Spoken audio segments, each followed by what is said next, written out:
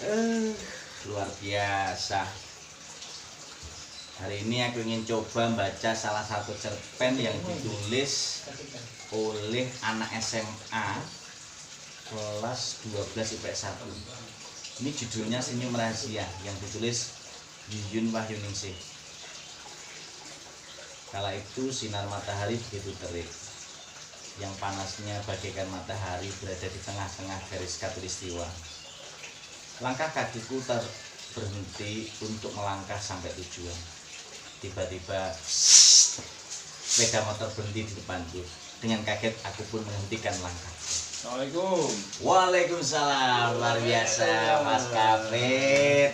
Wah, luar biasa. Gimana Kelihatan kabarnya? segar, mantap, luar biasa itu Mas Kafit. Wah, Ini semakin hari semakin ceria ini Mas Kafit. Gimana Ya. kabar? Sehat? Sehat, Luar alhamdulillah. biasa.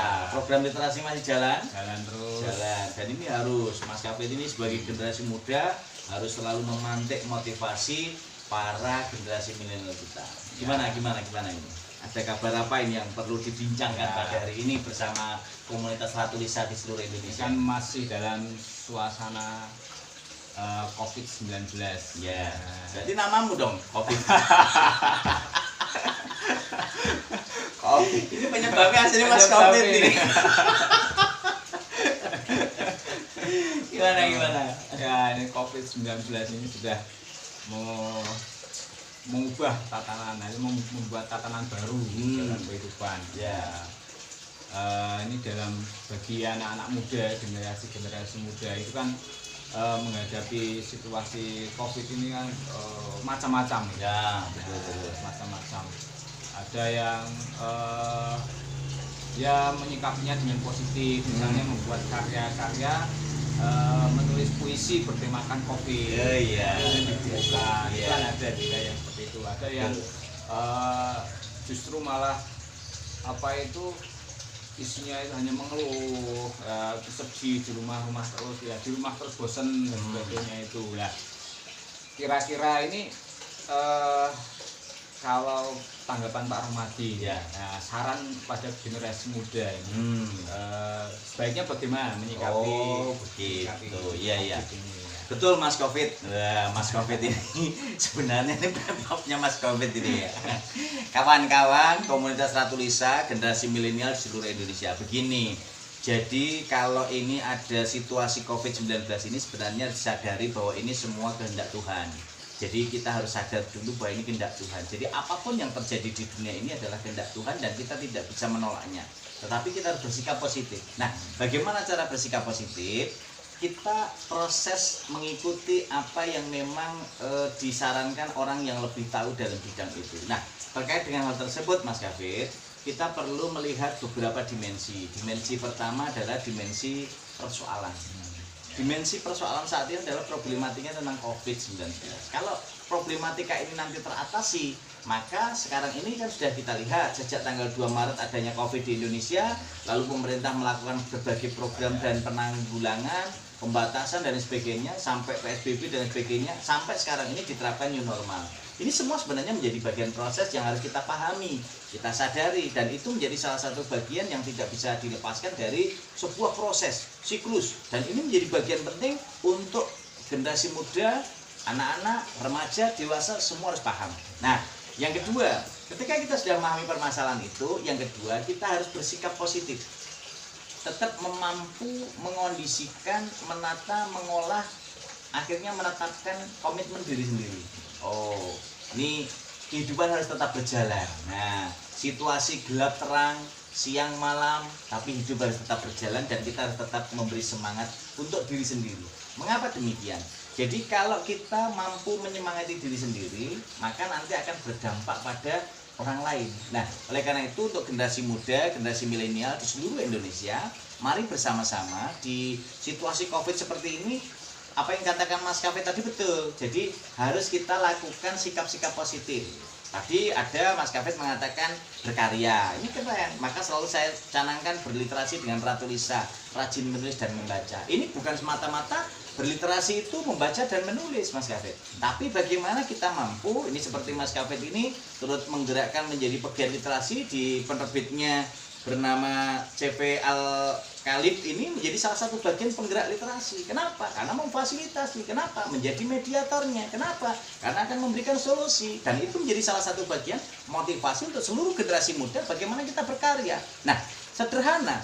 Bagaimana kita mulai berkarya dari hasil bacaan kita? Kalau membaca kan selalu saya katakan ada 3M.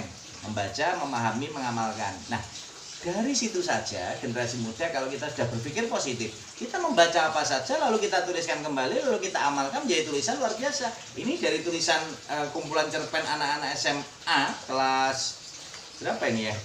Gabungan anak SMA mana Ngandong. SMA 1 Andong ini keren banget ini. Jadi karya-karya anak SMA 1 Ngandong ini penyuntingnya Muhammad Nur Hasan. Ini mahasiswa saya dulu yang keren luar biasa, Mas Hasan. Keren ya. Jadi Mas Hasan itu memang keren, semangatnya luar biasa. Nah, kalau kita lihat dari karya-karya yang diwujudkan seperti ini betul-betul mampu memberikan kontribusi nyata. Kenapa? Karena ini menjadi bagian penting untuk bisa merealisasikan ide-ide gagasan. Karena apa? Sederhana, anak-anak di daerah-daerah mungkin berjalan dari rumah ke sekolah itu kan mendapatkan ide-ide imajinatif. Dan mereka bisa mengungkapkan dari 3 aspek. Apa yang dilakukan, apa yang dirasakan, apa yang diingat. Nah, itu yang dikenang. Sehingga posisi itu akan menjadi salah satu bagian yang bisa dituliskan. Maka disinilah sebenarnya Mas Gafit, kita perlu melihat yang kedua. Kalau aspek pertama permasalahan, yang kedua kita mampu berpikir positif, yang ketiga kita mampu memotivasi diri. Nah, kalau kita sudah mampu memotivasi diri untuk apa, mau kemana, dalam program apa, jelas. Kalau misalnya di sekolah, generasi muda kita, anak-anak SMA saat ini kan belajar dari rumah. Jadi belajar dari rumah, bekerja di rumah, ya jangan hanya nge-game saja ya. Ini anak-anak SMA nih ya, nggak yang game, nggak aja Mobile Legends aja. Yang SMP juga gitu, yang SD juga begitu.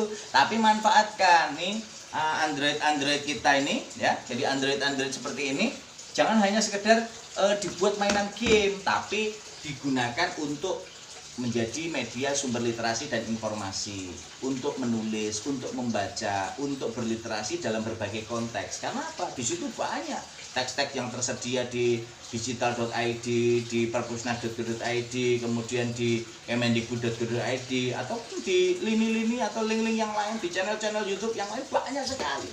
Dan apa yang katakan Mas Kapit tadi, ketika kita sudah mampu melihat berbagai permasalahan, kemudian yang kedua mampu memotivasi diri, lalu yang ketiga kita bisa yang kedua berpikir positif, yang ketiga motivasi diri, yang keempat bagaimana kita bisa melakukan sebuah proses. Nah, proses ini apa saja boleh, bisa melalui proses literasi, bisa lalu proses membuat komunitas, bisa proses membuat permainan, bisa pokoknya apa sajalah, sehingga betul-betul dari apa yang dilihat, dirasakan, diketahui itu bisa menjadi sebuah karya, sehingga mereka mampu meng-create, dan karya-karya itu nanti bisa menjadi salah satu bagian penting untuk bisa direalisasikan pada generasi muda. Nah, yang kelima harus selalu menjalin komunikasi dengan siapa saja, karena komunikasi ini akan menjadi jaringan penting untuk generasi muda kita, Mas Yafid, sehingga mereka dari anak SMA, SMP, SD ini akan menjadi salah satu bagian penting. Komunikasi ini sangat penting karena di era digital ini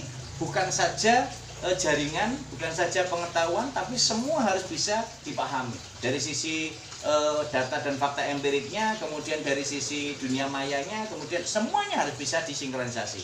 Oleh karena itu, pada generasi milenial, generasi muda di era COVID-19 ini harus percaya diri.